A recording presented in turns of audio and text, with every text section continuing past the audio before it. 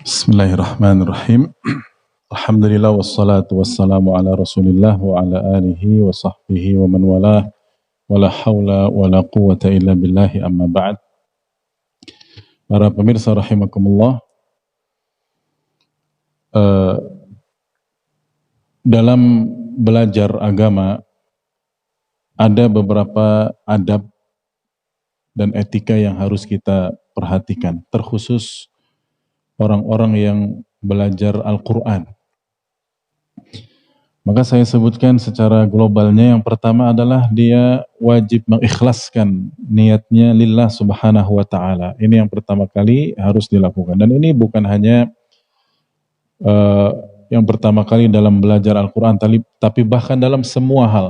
Dalam beragama Islam, dalam beribadah, ya harus atau wajib mengikhlaskan niat kita lillahi azza wa jalla.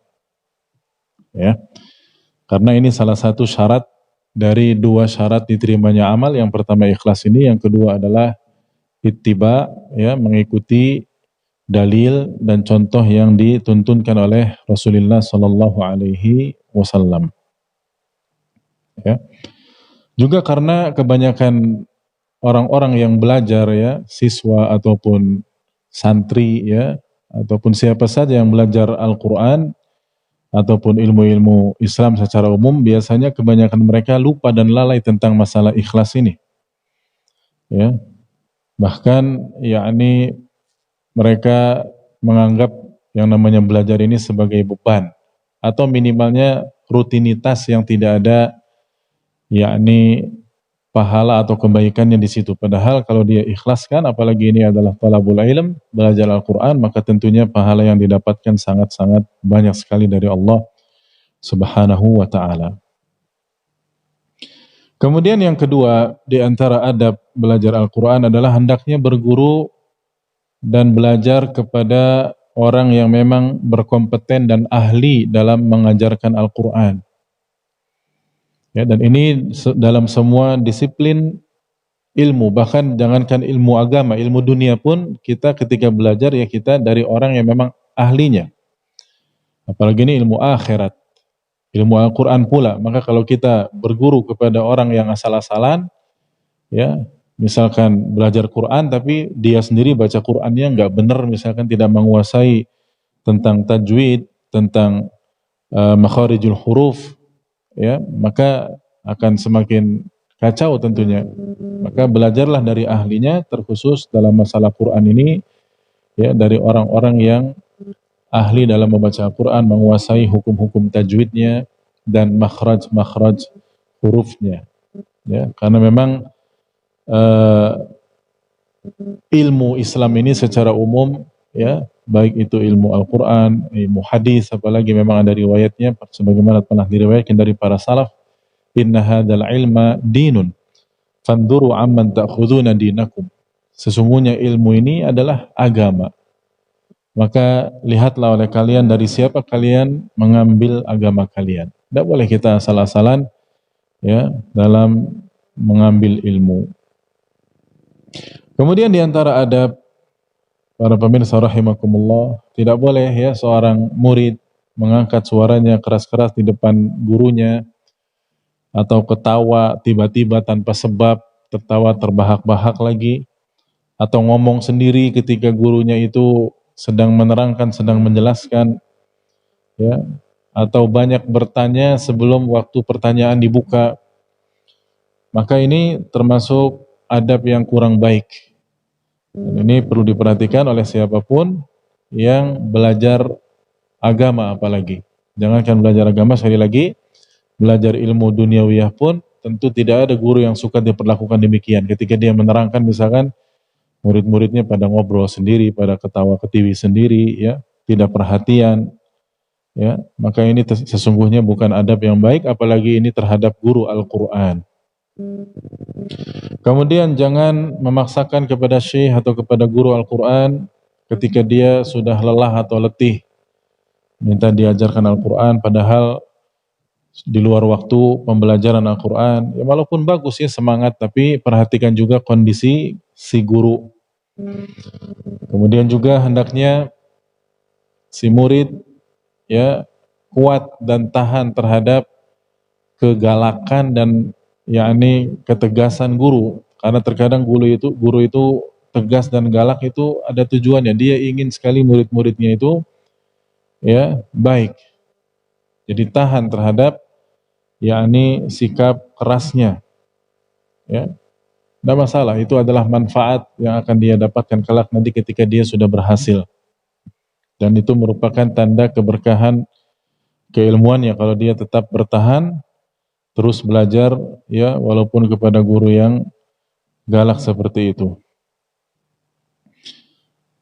Kemudian juga para pelajar Al-Qur'an ya hendaknya memiliki sifat mutawadhi', yaitu tawadhu, rendah hati ya kepada siapapun, apalagi kepada gurunya, ya, beradab dengan sesama temannya, ya, dan tidak boleh melihat gurunya kecuali dengan penglihatan dengan penuh pemuliaan dan penghormatan, bukan dengan penglihatan kebencian, ya.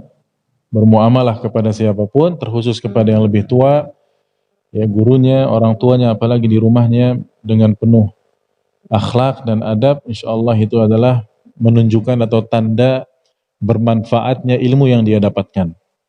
Karena kita pun kan disuruh oleh Nabi untuk banyak-banyak berdoa, Allahumma inni as'aluka ilman nafi'an. Ya Allah, aku meminta kepadamu ilmu yang bermanfaat, yaitu yang kita dapati secara teori lalu kita praktekkan. Inilah yang bermanfaat. Yang bermanfaat bagi kita juga di dunia dan di akhirat kelak nanti, ya, kita dapatkan pahalanya. Diriwayatkan dari Ali bin Abi Thalib, beliau pernah mengatakan, min haqqil muallimi alaik an tusallima 'alan nasi 'ammatan. Di antara hak yang harus kamu penuhi kepada gurumu adalah, ya, kamu mengucapkan salam kepada beliau dan kepada orang-orang secara umum. Wa takhussuhu dunahum bitahiyyah. Ya. Kalau perlu khususkan memberikan salam kepada beliau, kepada gurumu itu. Wa antajlisa amamahu wa la tushiranna indahu biyadik.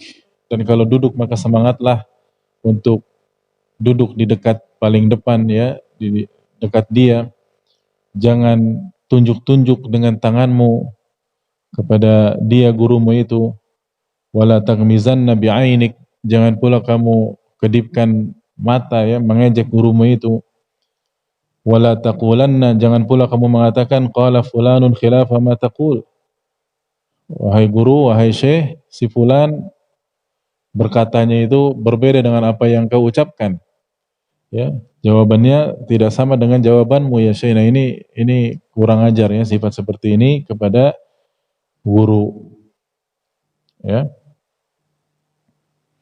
Dan yang terakhir adalah di antara adab penuntut atau orang yang belajar Al-Quran, yaitu menjauhi sebab-sebab atau perbuatan-perbuatan yang sekiranya membuat dia sibuk dari belajar Al-Quran. Ya.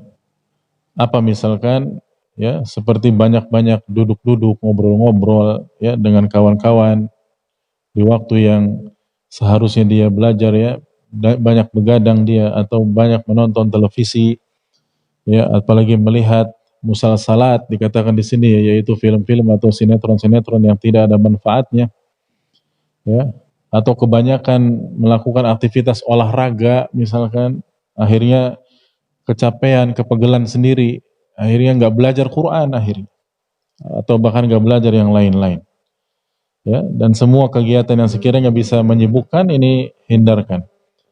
Ya, wahai para penuntut ilmu, terkhusus wahai para, yakni, pembelajar Al-Quran. Dan banyak-banyak bertakwa kepada Allah, murajaah, yaitu ulang-ulangi hafalan yang sudah dihafal, karena kuatnya hafalan seseorang itu adalah dengan banyak-banyak mengulangi diantaranya, dan tentunya juga menjauhkan diri dari segala maksiat kepada Allah Subhanahu wa Ta'ala. Itulah para pemirsa poin-poin secara global saja tentunya, ya, yang bisa kami sampaikan tentang adab-adab penuntut ilmu syar'i, terkhusus para penuntut ilmu Al-Quran. Demikian, atas segala kekurangan mohon maaf, semoga bermanfaat. Wassallallahu ala nabiyyina Muhammadin wa ala alihi wa sahbihi ajma'in. Wassalamualaikum warahmatullahi wabarakatuh.